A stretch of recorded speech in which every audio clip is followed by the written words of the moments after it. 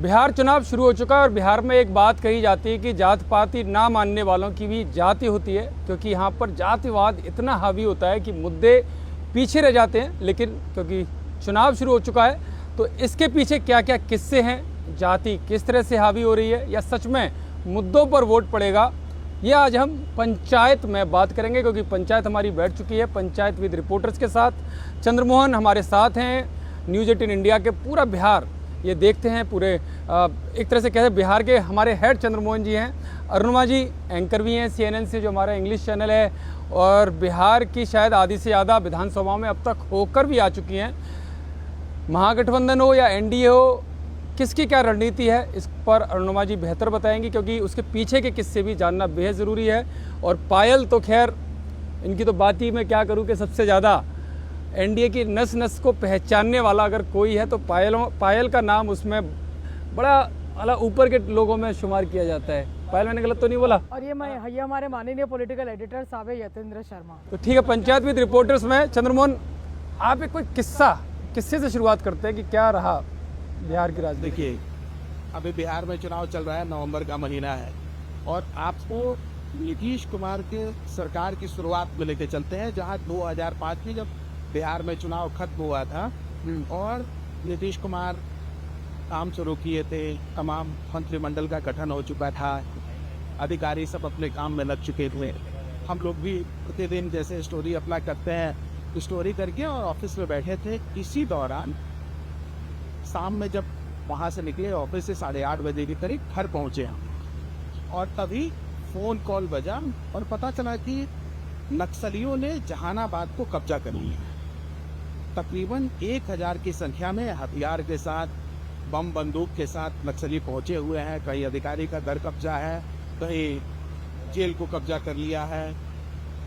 फिर हम लोग भागे भागे ऑफिस पहुंचे तो पता चला कि जेल ब्रेक हो गया है। जेल ही तोड़ दिया नक्सली। जेल लोगों ने ब्रेक कर दिया है, और जेल ब्रेक इसलिए हुआ है क्योंकि वहाँ पर अजय कानू की कुछ ही दिन पहले गिरफ्तारी हुई थी। अजय कानू बहुत बड़ा नक्सली था और वांटेड भी था।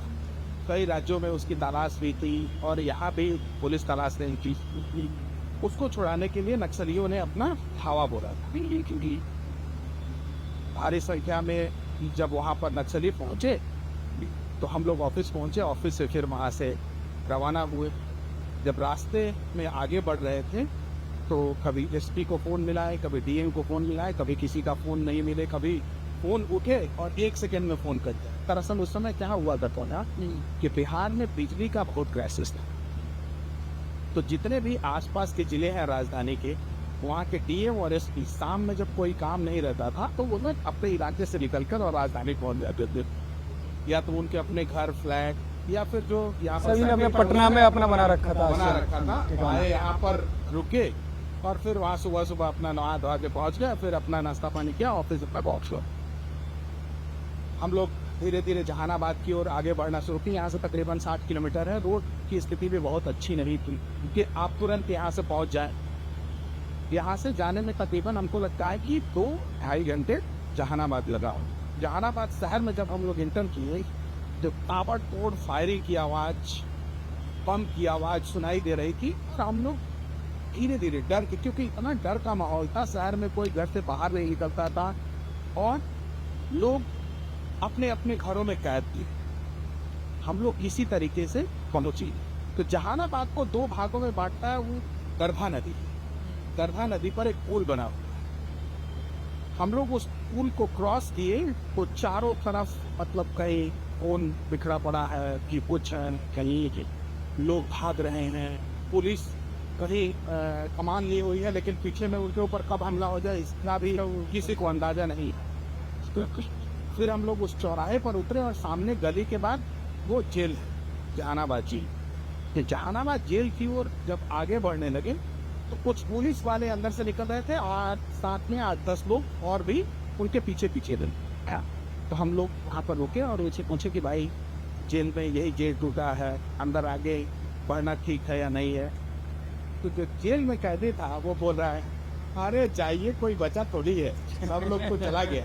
सब मेरे अनायास मुंह से निकल गया, तो आप यहाँ क्यों रुके हैं? तो बोला कि अरे 2 दिन बाद तो मेरा बेल होना था, इसीलिए हम रुक गए, नहीं तो हम भाग गए तो एक और केस हमारे ऊपर।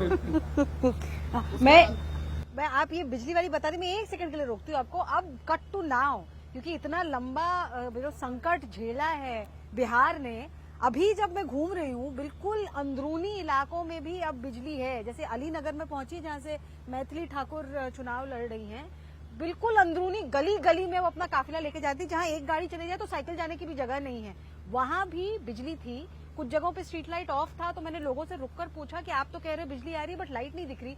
उन्होंने खोल के दिखाया कि घर के अंदर बिजली जल रही थी। तो अब वो जमाना नहीं रहा जहां बच्चों को दिन दिन में ही, आपने देखा होगा एक आप ही के शो के नाम का एक सीरियल आता है, उसपे एक बहुत पॉपुलर ट्रेलर बना था जिसमें बच्चा आके कहता है कि अरे आप ट्रांसफार्मर नहीं लगा रहे, हम पढ़ेंगे कैसे। तो अब वो जो सिस्टम था ना बिहार का, जो इमेज था कि बच्चों को दिन में ही होमवर्क खत्म कर लेना पड़ेगा, आई थिंक उससे आगे बढ़ गया। मैं बस आपके कहानी से ये जोड़ना चाह रही थी, मैं आगे बताऊं। तो उसके बाद क्या हुआ, हम लोग जेल में गए, अंदर में स्टोरी कैंप को देखा, पाने के क्या वो निकली, फिर बाहर निकले तो पुलिस की एक बड़ी गाड़ी आकर रुकी, उसमें से कुछ फोर्स वाले उतरे और वहां पर वॉक थ्रू वगैरह करके, जो हम लोग अमूमन करते हैं, दिखाते हुए और वहां खड़ा होकर इंतजार कर रहे थे। जब हम लोग इधर से जेल के अंदर गए, उसमें सब कुछ खाली था, मतलब पुलिस वाले थे, सर चल रहा था, लोग जिनको जाना था चला गया, गाड़ी रुकी थी वहां पर। जब वॉक थ्रू करके और उस गाड़ी के कोने पर खड़ा हुए, तब तक एक पुलिस वाला पीछे से आके धक्का दिया, आगे बढ़िए आगे बढ़िए। तो बोले अरे क्या हो गया, अरे पीछे देख नहीं रहे हैं क्या है। वहाँ 15 kg का बम आईडी लाकर उतना ही देर में रख दिया। उतना देर में हम लोग जेल के अंदर उसकी गेट पर गए स्टोरी करने और वापस लौटे, तब तक रख दिया। और उसके बाद फिर तुरंत जानकारी मिली कि अब किसी को हिलना नहीं है, इधर उधर नहीं जाना है। फिर हम लोग वहाँ थोड़ी देर वेट किए, फिर कि अपने पास से स्टोरी हो चुका है, अब किसको भेजने के लिए यहाँ से निकलना चाहिए। तब तो ओबी वैन का जमाना रहा होगा। ओबी वैन लेट था। और क्या है कि पूरे शहर को जब इन लोगों ने कब्जा किया था, तो कहीं से निकलने का रास्ता जो है ना बहुत मुश्किल आसान नहीं था किसी के लिए कि शहर में जो लोग हैं वो निकल जाए, जो शहर में घुस गया वो जो अंदर आ गया वो बाहर कैसे जाए, और जो बाहर है वो अंदर कैसे जाए।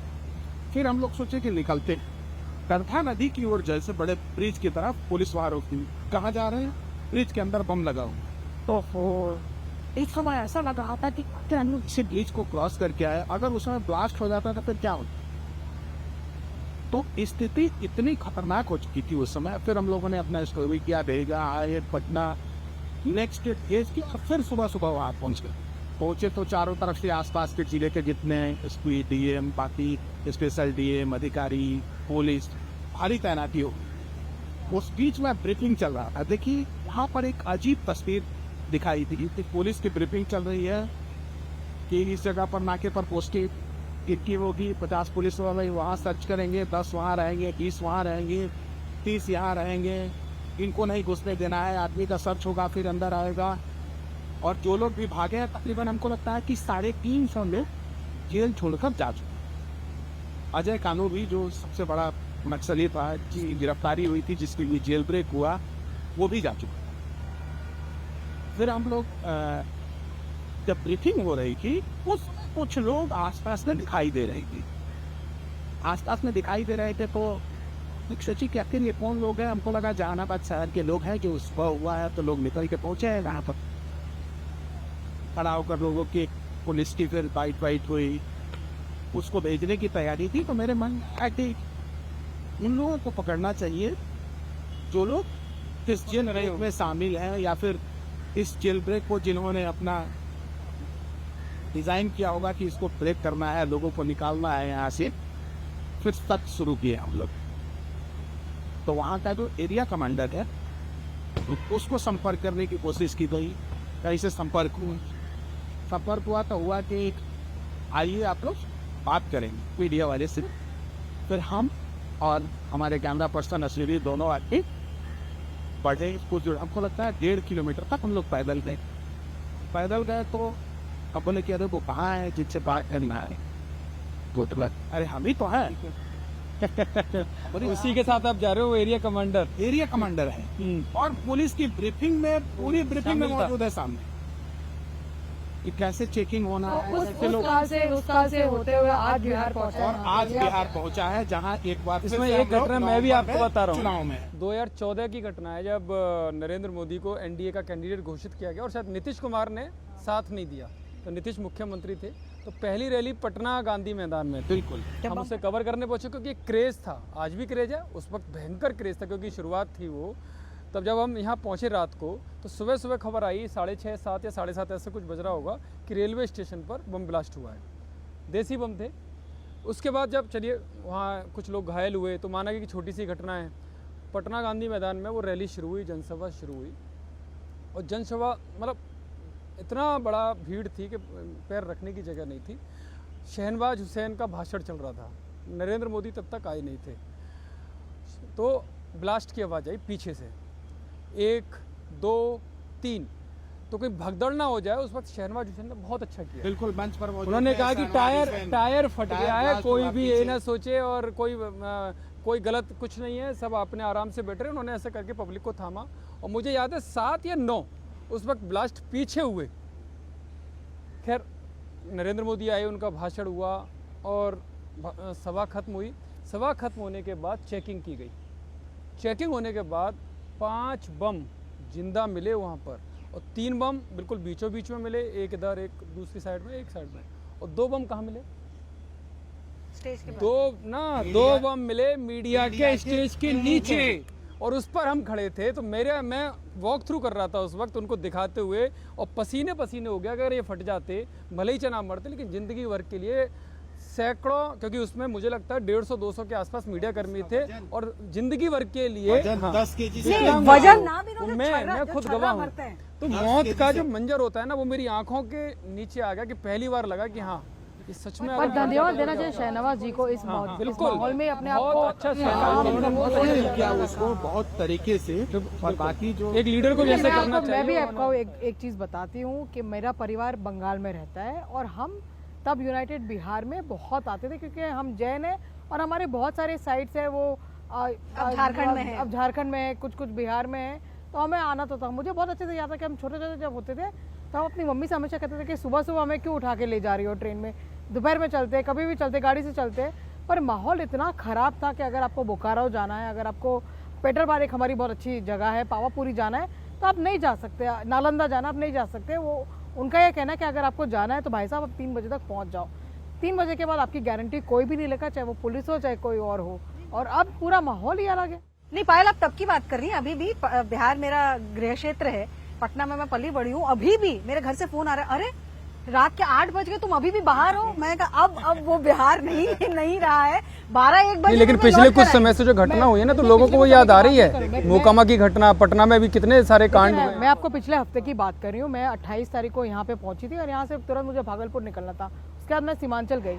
मेरा कैमरा पर्सन और मैं पूरी रात चल के हम सीमांचल से बेगूसराय तक आया। मैं 6 घंटे का था, पूरी रात कोई दिक्कत नहीं, पूरा रास्ता बढ़िया, रास्ता रोड बड़े अच्छे उसी और हम आराम से 5-6 घंटे में पहुंच गए। ना किसी ने हमको रोका, ना किसी ने टोका। बारिश भी हो रही थी, सब कुछ था, ना किसी ने हमारे दरवाजे पे नॉक किया। जो हमारे साथ उस टाइम पे होता था वो घटना हमेशा सड़क ब्लॉक कर दी जाती थी। ये जो बात बता रहे हैं ना, जहानाबाद गया औरंगाबाद में लकड़ी का मोटा मोटा तना गिरा होता था, तो आप गाड़ी आगे लेके जा नहीं सकते, आप गाड़ी लेके जा नहीं सकते, आपको उतरना पड़ेगा। और उतरने के बाद आपकी जिंदगी का क्या हश्र होगा, बचेंगे या नहीं बचेंगे ये कहना काफी मुश्किल। लेकिन पिछले चुनाव में जो आप कह रहे हो नक्सल प्रभावित जो इलाके रहे, तो वहाँ पर लेफ्ट का अभी भी कब्जा है, क्योंकि मुझे लगा एनडीए के जितने भी कैंडिडेट्स थे, हालांकि उस वक्त चिराग, देखिए नक्सल मूवमेंट की जहाँ तक बात करें, लगातार भारतीय सरकार इस पे काम कर ही रही है। लगातार Naxal movement will be the biggest story of 2025। Arunima शायद इसके ऊपर बेहतर बता पाएंगी। इसी की वजह से आज स्थिति ये है कि आराम से आपने देखा होगा पिछले कई महीनों से, कई समय से नक्सल की कोई बड़ी मैं आपको कोट करके बता रहा हूँ। मैं भी गृह मंत्री जी के साथ बैठा था, उसमें प्रदेश प्रभारी विनोद तावड़े भी थे। मुझे बहुत थोड़ी देर बैठने का मौका मिला, तो उन्होंने एक बात बोली कि मैंने उनसे पूछा कि उस इलाके में इतना आपने पूरा फोकस कैसे कर रखा है एनडीए का। तो उन्होंने बताया कि पिछली बार हम 3 या 4 सीटें जीते। आप चंद्रमोहन जी ज़्यादा अच्छे से बता सकते हैं।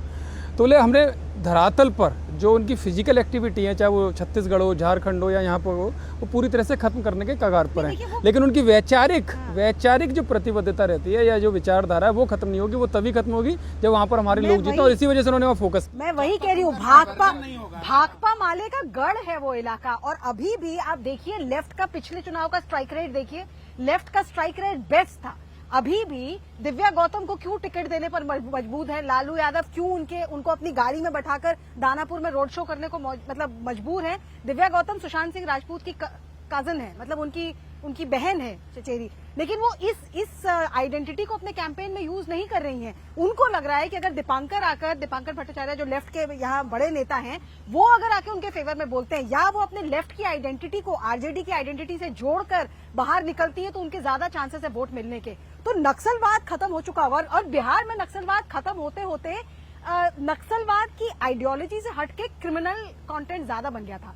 नक्सलियों के नाम पर, हाँ, नक्सलवाद के नाम पर वो लोगों से उगाइयां कर रहे थे, एक्सटॉर्शन रैकेट चला रहे थे।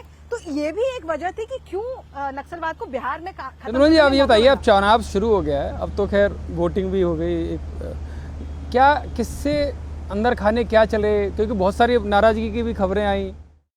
देखिए, नाराजगी तो दोनों तरफ, इसमें ना का कोई सवाल नहीं है। महागठबंधन ने उतनी नाराजगी थी, एनडीए में भी उतनी नाराजगी थी। लेकिन एनडीए में तुरंत उसको डैमेज कंट्रोल किया गया।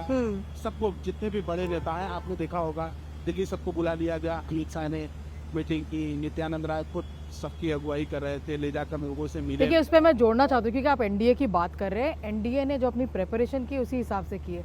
क्यों धर्मेंद्र प्रधान को लगा गया? धर्मेंद्र प्रधान 2010 में भी बिहार में रह चुके हैं, 2010 में से, और आज के दिन भी धर्मेंद्र प्रधान दिन में कम से कम 1 या 2 बार किसी ना किसी बिहार के नेता से संपर्क में रहते हैं। तो धर्मेंद्र प्रधान का ये बहुत क्रूशल रहता है। वो एबीवीपी से आते हैं, संगठन में स्टेप बाय स्टेप बढ़े भी हैं, लोगों के मन में बहुत रिस्पेक्ट भी है उनके लिए। वो ऐसे नेता है ना जो किसी के गले में हाथ रख के बोल देंगे कोई बात नहीं। छोटा सा उदाहरण बता रहा हूँ, एक यूथ लीडर हैं, बहुत मतलब जोशीले भी हैं, तो उनको टिकट मिलना था, उन्होंने तैयारी भी कर रखी, एक केंद्रीय मंत्री के बहुत सहयोगी भी हैं, उनको टिकट मतलब वो शायद गठबंधन में चली गई वो सीट, ऐसा कुछ है।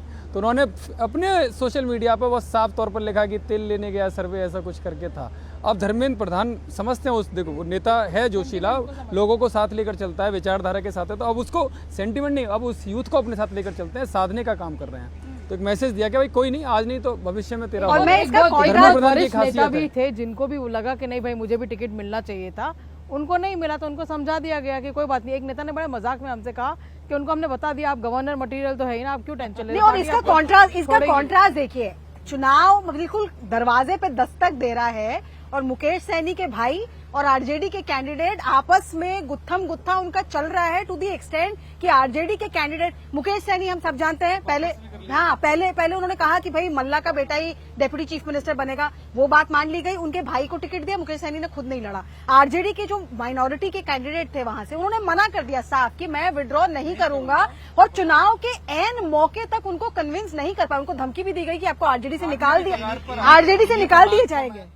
ये के बात को मैं आगे बढ़ाता हूँ।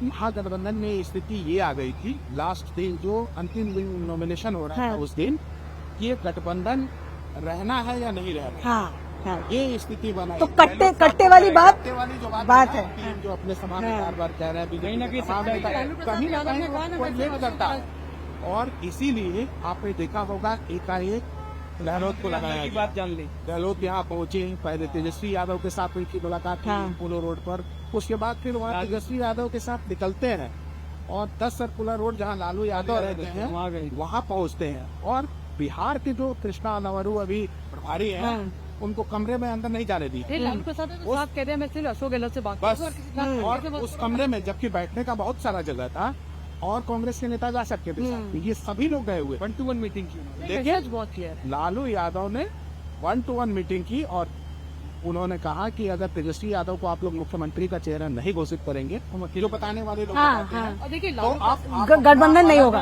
नहीं, ये तो देखिए नॉमिनेशन स्टेज की, बट मैं तो तब बता रही हूँ जब कैंपेन चल रहा है। 11 सीटें ऐसी हैं जहाँ कैंपेन के दौरान भी आप फ्रेंडली फाइट कह रहे हैं। फ्रेंडली फाइट क्या होता है भाई? और बहुत क्लियर है, मतलब मैं बहुत सारे ऐसे विधानसभाओं में गई हूँ जहाँ पे जो फ्रिक्शन है, खास करके कांग्रेस को लेकर कि कांग्रेस वो भाषा नहीं बोल रही है जो राजद चाहती है कि बोले। इनको तो एनडीए से सीख लेनी चाहिए कि जैसे चिराग की टिकट पर बीजेपी के कैंडिडेट लड़ रहे हैं, जेडीयू की टिकट पर बीजेपी के कैंडिडेट लड़ रहे हैं, इतना आपस में तालमेल। बुरा लगना लाजमी है। जब कई मामलों में कांग्रेस का साथ किसी ने नहीं दिया, लालू प्रसाद यादव सोनिया गांधी के बिल्कुल साथ समर्थन में रहे और राहुल गांधी कुछ महीनों पहले आके उनके घर पे मटन भी बना के गए। हाँ, नहीं वो सोशल लेकिन मीडिया टिकटों के लिए उन्होंने वो लालू के पास नहीं गए एक बार भी, ये मैसेज उन्होंने नहीं दिया। और तेजस्वी के साथ भी उन्होंने उसके बाद जब घोषित हो गया एक भी जनसभा नहीं की, अभी तक देख लिया आज तक की हो। हाँ, मुलाकात नहीं हो। एक रोड शो किया साथ में यहाँ पर तेजस्वी और राहुल ने, बट वो भी एनडीए ने उसको भी तोड़ मरोड़ के अब जो हमारे सूत्र है ये बता रहे हैं कि राहुल गांधी और उनकी पूरी टीम है, उनका कॉन्सेंट्रेशन फिलहाल हो गया गुजरात में। वो गुजरात में 2027 की तैयारी करी। यहाँ महागठबंधन को जब आप देखेंगे ना तो आपको ऐसा लगता है कि लोग साथ में खड़े हैं लेकिन दिल मिला हुआ नहीं दिखाई देता। नहीं खिचड़ी में चावल अलग हो गया, दाल अलग है, पानी अलग है, बस जैसे तैसे जो दिख रहा है। अच्छा, मुझे एक चीज चंद्रमोहन बताइए, जी देखिए, एक पूरा टर्न अराउंड देखिए इस चुनाव में। पिछले चुनाव में 2020 में नीतीश कुमार मोस्ट अनपॉपुलर थे, उनके ऊपर लोगों ने प्याज व्याज भी मार के फेंके थे। और इस बार नीतीश कुमार अलग ही है, मतलब नीतीश कुमार की जहाँ जा रहे पॉपुलैरिटी, लगता है लोगों का गुस्सा एक बार में ही निकल गया। एक बात ये भी है कि जहाँ जब बारिश हो रही थी पिछले हफ्ते, तेजस्वी यादव 2 दिन घर पे बैठे थे, नीतीश कुमार के बारे में लोग मजाक उड़ाते कि उनकी तबीयत ठीक नहीं है, वो मेंटली फिट नहीं है। वो 400 किलोमीटर पैदल चल के जाना और मधुबनी से बाई रोड यात्रा करते हुए लोगों से मिलते जुलते फिर पहुंचना अपने आप में मतलब बड़ी तो मैसेज है ना कि युवा नेता घर बैठा है और जिसको आप बुजुर्ग बता रहे हो, बीमार बता रहे हो। युवा नेता की एक कहानी बताऊं। एक बहुत बड़े युवा नेता, मैं नाम नहीं लेती, आप लोग गेस कर लीजिएगा, बहुत बड़े युवा नेता है बिहार के, है ना। बिहार का युवा नेता, हाँ बहुत बड़ा बिहार का युवा नेता।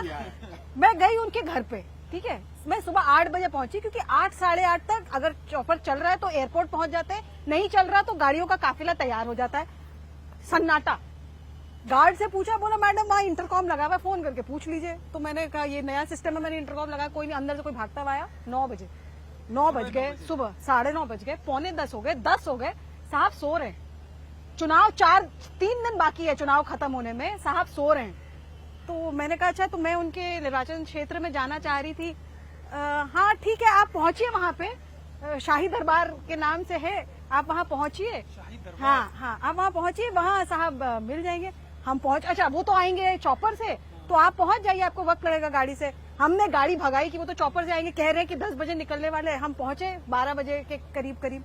वहां झंडा वंडा देके उनके कार्यकर्ता सारे तैयार, रोड शो होना है। साहब कहाँ हैं?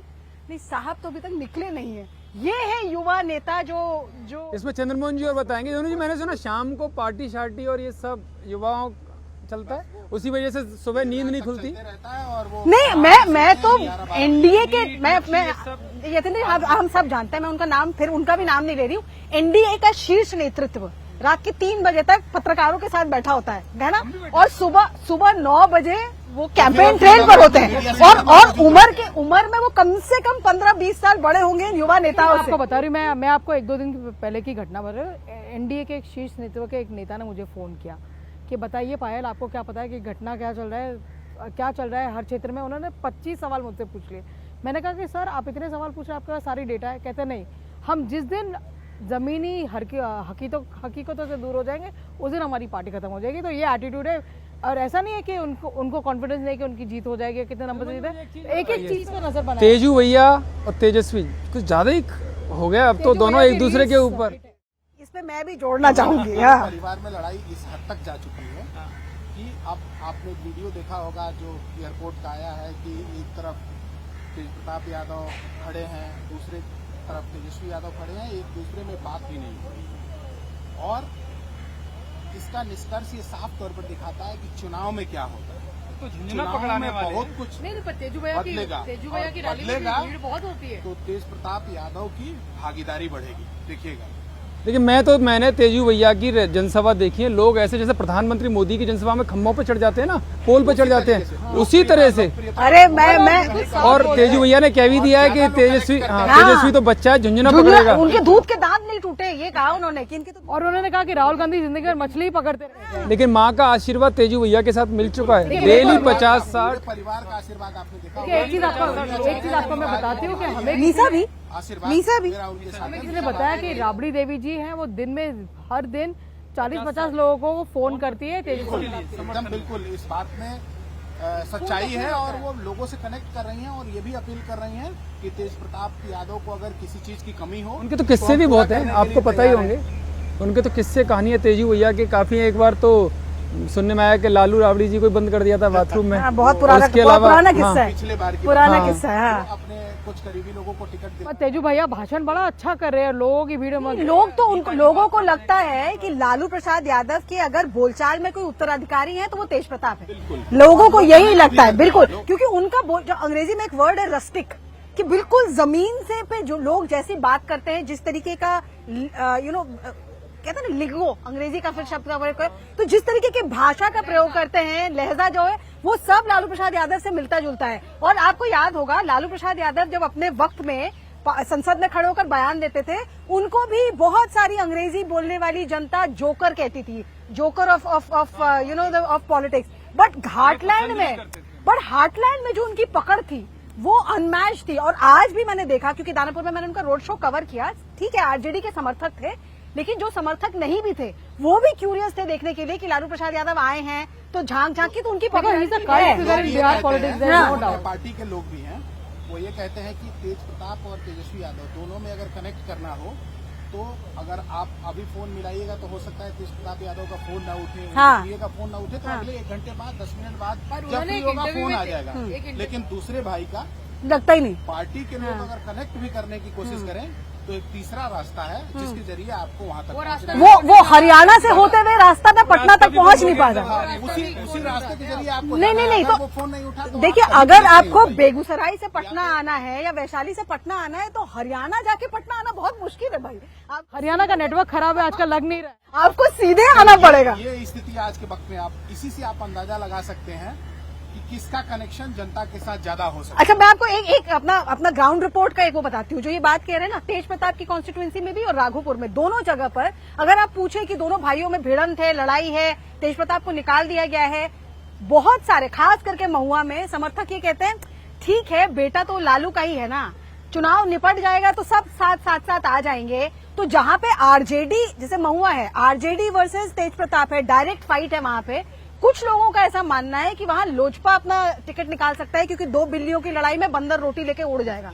तो इस टाइप का डैमेज हो सकता है। देखिए, इस चुनाव में एक कहानी जो लिखी जाएगी, वो जानी जाएगी, वो है कि चिराग पासवान को 29 सीट कैसे मिली। चिराग पासवान जो पिछले बार नाराज चल रहे थे और चिराग पासवान को मनाने में समर्थ नहीं रहे थे, बीजेपी के भी बहुत सारे टॉप नेता लगे हुए थे। ये कहते हैं कि he is got the best deal this time. कितनी सीट जीतेंगे नहीं जीतेंगे हमें नहीं पता अभी तक, पर उनके पास 7 या 8% का फिक्स वोट है। तो हमें कुछ नेता जो भाजपा के समझा रहे थे कि 7-8% उनका फिक्स वोट है, और उसके अलावा भी जो भाजपा का वोट है वो भी उनके साथ ऐड हो जाएगा। तो चिराग की होपफुली टैली इस बार इंप्रूव होगी। हालांकि चिराग का स्कोर पिछले बार 0 था, तो अगर एक सीट भी मिलती है तो उनका स्ट्राइक रेट 100% है। बिल्कुल। देखिए, एक चीज आज के वक्त में देखिए, अपराध की घटनाएं हमेशा चर्चा में है। मुझे मोकामा का भी किस्सा आप लोगों को सुनाना है। हाँ। लगातार चर्चे में है। इससे पहले भी 1-2 पटना शहर में भी घटना हुई जिसको लेकर रीतलाल यादव, अनंत सिंह, चर्चा हमेशा होती रही। लेकिन आपको 1998 की एक घटना बताते हैं, जब हम पढ़ाई करते थे। घर से दोपहर का वक्त था और मैं जब गांव गया था अपने, तो वहां से मेरे गांव के लोग, क्योंकि विदेश बहुत रहते हैं, तो किसी ने अपना पासपोर्ट का एक पर्ची दिया था कि हमारा पासपोर्ट में कुछ गड़बड़ी हो गया, सिर्फ एक एप्लीकेशन ले जाकर आप जमा कर दीजिए। बुद्धा कॉलोनी से मैं मंदिरी होते हुए और बिस्कोमान में, इसी बिस्कोमान में ऑफिस हुआ करता था, पासपोर्ट ऑफिस जी। मैं मंदिरी की गली में घुसा था और मैं धीरे धीरे आगे बढ़ा। उस समय पढ़ाई कर रहा था, तो जाहिर सी बात है बच्चा का उम्र रहा था, हाथ में एप्लीकेशन लेके, और मैं, हमको लगता है कि दिन में 12 बज रहा था, गली में घुस के और आगे बढ़ रहे हैं, और हमारे अगले गली से 2 लोग निकले, लुंगी पहने हुए, गमछा बांधे हुए, और उनके पास में पिस्टल था। ये मैंने नहीं देखा, मतलब कि हाथ में उन्होंने पिस्टल, क्योंकि हम तो अपना एप्लीकेशन जिसको माना रहे थे जमा करने के लिए, और मंदिरी का रास्ता सकरी गली आगे बढ़े तो हमारी और उनकी, हमको लगता है कि 10 मीटर के डिस्टेंस रही होगी। एक दरवाजे पर पहुंचे, खट खट खट दरवाजा नॉक हुआ, तब तक एक लड़का अंदर से निकला और यहाँ के लोकल भाषा में उन्होंने कहा कि तुम बहुत अपने आप को काबिल बनते हो, लोकल भाषा में कैसे बोला? मतलब बोलता है कि काबिल बनते हो। और ऐसे उसके बाद लड़का बाहर निकला हमारे आंख के सामने। जब तक हम उनके करीब जाते ऐसे हाथ में पकड़ा और उसके बाद ताड़ ताड़ ताड़ गोलियां, 2 गोली और वहीं पर लड़का गिरा। और मंदिरी का नाला है उसी में सीधे उसी में पैर से मारा। आपने मर्डर की बात बता रहे हो, गोली चलने की, आँख के पसीने सामने। अरुणिमा जी को आ रहे हैं। मुझे पुराने दिन याद आ रहे हैं। आंख के सामने नाले में फेंक दिया उसने। और एक छोटा सा पुल है, दूसरी तरफ बिहार पुलिस एसोसिएशन का ऑफिस है। उसमें हमको लगता है कि कम से कम हमेशा आप जब भी जाइएगा आपको 20-25 पुलिस वाले मिल जाएंगे। किसी की हिम्मत नहीं हुई ये खड़ा होकर बोल दे कि किसने मारा, क्यों मारा। और मुझे- मारे और वो लोग आराम से पिस्टल लहराते हुए। और मुझे क्या दौर था 3-4 दिन तक नींद नहीं आई। उसके आपके इस बाद दौर से। मैंने- मुझे भी कल रात की एक घटना याद है, कल रात की, मैं क्योंकि 98 से जोड़ा तो वो भी 98 है, क्योंकि मैं कल हाजीपुर जा रहा था, मेरे साथ एक वो सीनियर जर्नलिस्ट थे, तो उन्होंने किस्सा सुनाया। रास्ते में कॉमर्स कॉलेज पढ़ा, बोला मैं यहाँ से पढ़ा हूँ, मैंने यहाँ से डिग्री ली है, लेकिन मैं कॉलेज नहीं जाता था। मैंने क्यों? 95 से 98 के दौरान उन्होंने वहाँ से ग्रेजुएशन की कॉमर्स कॉलेज से। बोले मैं केवल 4 बार गया, एक बार मैंने जब अपना फॉर्म दाखिले का था वो, और उसके बाद मैं जब एग्जाम होता था तब जाता था। और सर्टिफिकेट लेने हाँ, गए थे, सर्टिफिकेट लेने, केवल वही। और चौथा उन्होंने ये बताया कि सर्टिफिकेट लेने गया, तो मैंने कहा बाकी दिन पढ़ने क्यों नहीं गए? बोला वहाँ का माहौल आप समझ जाइए, लालू यादव का राज था, तो उनके जो लोग थे वो वहाँ पर इतनी। वो ऐसा भी दौर था ना जब बिहार फेक डिग्री के लिए जाना गए थे, आप जाइए और ये जो किस्सा बता रहे हैं ना कि सामने से आए, गोली मारी और नाले में गिरा। दुलार चंद यादव की हत्या जहां हुई है बहुत ज्यादा डिफरेंट नहीं है। वहां भी गाड़ी इधर से आ रही है, बहुत सारी गाड़ियों का काफिला इधर आ रहा है, ताल का एरिया है, तो दोनों तरफ रिवर बॉडीज है। जब हम लोग गए वहां पे, चंद्रमोहन जी और मैं वहीं टकराए इस बार चुनाव के दौरान, सबसे पहली बार वहीं टकराए। तो वहां पूरा 1 किलोमीटर के एरिया तक कांच बिखरा पड़ा हुआ है, जो खिड़कियां तोड़ी हैं, जो विंडस्क्रीन टूटा है, 1 किलोमीटर। सीआईडी वीडियो के भी आया पत्थर हाँ मारते हुए गाड़ी। सीआईडी के जो डीआईजी थे वो पहुंचे, हमारे 10 मिनट पहले वो पहुंचे, तो उन्होंने कहा हमको थोड़ा वक्त दीजिए, हम फोरेंसिक एविडेंस पिकअप करें। वो चलते ही रहे, खत्म ही नहीं हो रहा था। जहां तक वो ऐसे ताल के एरिया पे वो रास्ता मुड़ता है और आगे तक वहां बिखरा हुआ था। वहां से जब हम दुलार चंद यादव के पैतृक निवास स्थान पे पहुंचे, लोग मुझसे कह रहे, पहले वो खुले से बात कर रहे थे कि जी हमने देखा, हम आई विटनेस थे, इसने मारा, पैर में मारा, ठीक है। अचानक किसी ने उनको पीछे से आकर कहा कि फलाना आदमी अब घर पे नहीं है, और ऐसा दहशत टाइप शांति हो गई। वो मुझे रिक्वेस्ट करने लगा कि आप ये मत चलाइए, क्योंकि जो भी मीडिया पे बोल रहा है, जो कैमरे पे बोल रहा है, वो अचानक फिर गांव में नहीं दिख रहा। कहाँ जा रहा है, कौन ले जा रहा है, अच्छा, नहीं पता अभी चल भी रहा नहीं है। पता। अभी दुलार चंद तो यादव पुलिस की घटना उठा के रही है बाद क्या? बाहुबलियों का कौन वीडियो? उठा रहा है क्या, बट उनके अंदर कुछ नहीं, दहशत का दहशत माहौल तो है। इसी से जुड़ा हुआ एक किस्सा आपको बताते हैं। जिस दिन हम लोग मिले थे वहाँ पर, उससे कुछ देर पहले हम वहाँ पर पहुंचे थे, दुलारचंद के परिवार के लोगों से बात किए। कुछ लड़के वहाँ पर पहुंचे, विरोध कर रहे थे कि गिरफ्तारी होनी चाहिए, जिनका भी नाम पड़ा है उनको जेल भेजिए। नीतीश कुमार कहते हैं सुशासन है, लेकिन ये कैसा सुशासन है, लोग मारे जा रहे हैं। उसी गांव के, और उस घर से हमको लगता है कि 8-10 घर के बगल के होंगे बिल्कुल। और वहां पर एक ब्रिज है जहां पे हम लोग मिले थे। हाँ। जब वहां से हम गाड़ी निकाल के आगे पहुंचे और फीड भेज रहे थे, वही 4-5 लड़के उसमें से वहां पहुंचे और उन्होंने ये कहा, भैया कर लिए सब? तो हम बोले हाँ कर लिए। तो ये जो जिनके साथ ये घटना हुई है, ये क्या संत थे? हाँ, ये भी बोला, उन्हीं लड़कों ने। ये एक बड़ा मैसेज। ये भी बोले। हाँ। चलिए, मैं आपने अभी एयरपोर्ट वाली घटना बताई थी, तो बड़ी मज़ेदार छोटी सी घटना है। मैं अभी 2 दिन पहले अखिलेश यादव बिहार चुनाव के लिए आए, तो एयरपोर्ट पर जब उतरे तो उनकी टकराहट वहाँ पर उनके मतलब दोस्त, बहुत अच्छे दोस्त डिप्टी सीएम केशव प्रसाद मौर्य से हो गई एयरपोर्ट पर ही। तो अखिलेश यादव जी की आदत है, जैसे ही केशव जी मिलते हैं, आपने ट्विटर वार भी देखा होगा उनका, तो केशव जी से तुरंत कि आप जल्दी से उत्तर प्रदेश के शपथ लीजिए मुख्यमंत्री साहब की और हम लड्डू खाएंगे। और तुरंत हाजिर जवाबी देखिए केशव प्रसाद मौर्य जी की, उन्होंने कहा कि ठीक है, एनडीए की जीत बिहार में होने वाली है, हम आपको रसगुल्ला खिलाएंगे। और सब वहाँ हंसते हुए, और तुरंत अखिलेश यादव चुपचाप निकल गए, रुके नहीं हो। तो ये हाजिर जवाबी केशव प्रसाद मौर्य की कि वो करेंगे। हम हमारे किस्से तो खत्म नहीं होंगे, मेरे ख्याल से अगले एपिसोड तक कंटिन्यू लेकिन इसमें एक बड़ी चीज़ है कि हमने किस्से बहुत किए, बहुत बताए, लेकिन पीके का जिक्र नहीं आया और ओबीसी का जिक्र नहीं आया। तो इसका मतलब है एक बुरी खबर ये है कि इसके मुंगेर के कैंडिडेट ने भाजपा को अपना समर्थन दे दिया। इसी वजह से मुंगेरी नहीं, कई जगहों अभी पे मेरे जानकारी में कम से कम, ये तो अभी की बात है, लेकिन अब तक हमको लगता है कि कम से कम 5-6 लोग तो समर्थन दे चुके हैं और कई ऐसे और अच्छा, लोग वो हैं जो इंटरव्यू में अंदर खाने वो बीजेपी को वो इंटरव्यू में इसका जिक्र भी करते हैं कि मेरे 4-5 लोगों को अमित शाह उठा बट देखिए पीके का रेजोनेंस है, नॉर्थ बिहार में पीके का रेजोनेंस है, बट वो रेजोनेंस वोट में कन्वर्ट होगा कि नहीं, इस पे मुझे डाउट है। नुकसान भी करेगा। अरुणिमा, मुझे ऐसा लगता है कि बिहार की जनता होशियार है, गवार नहीं है जैसे लोगों को लगता था ना कि पहले बिहार मतलब। ओवैसी साहब को समझ में आया? पायल अच्छे से बताएंगे ओवैसी साहब। देखिए मैं पहले पीके का बता देती हूँ, पिछले बार जो चिराग पासवान का वो वही पीके का होगा जो मेरे हिसाब से, क्योंकि पीके के साथ वो फिक्स वोट भी नहीं जो चिराग के साथ थे।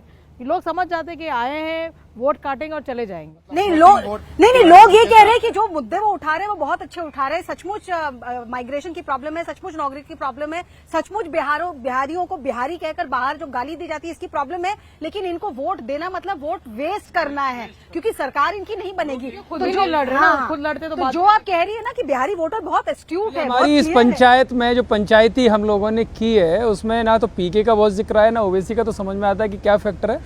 लड़ाई एनडीए और महागठबंधन के बीच में, लेकिन ये भी है कि जो युवा नेता, बुजुर्ग नेता पर आरोप लगा रहे हैं वो कहाँ बारिश के दिनों में 2 दिन बैठे रहे, ये भी सवाल उठने शुरू हो गए हैं। क्योंकि यूथ को और खासकर बिहार की जनता को ये भी लग रहा है कि जब ये हमारे बीच में पंचायत करने नहीं आ रहे तो सरकार की पंचायत कैसे चलाएंगे।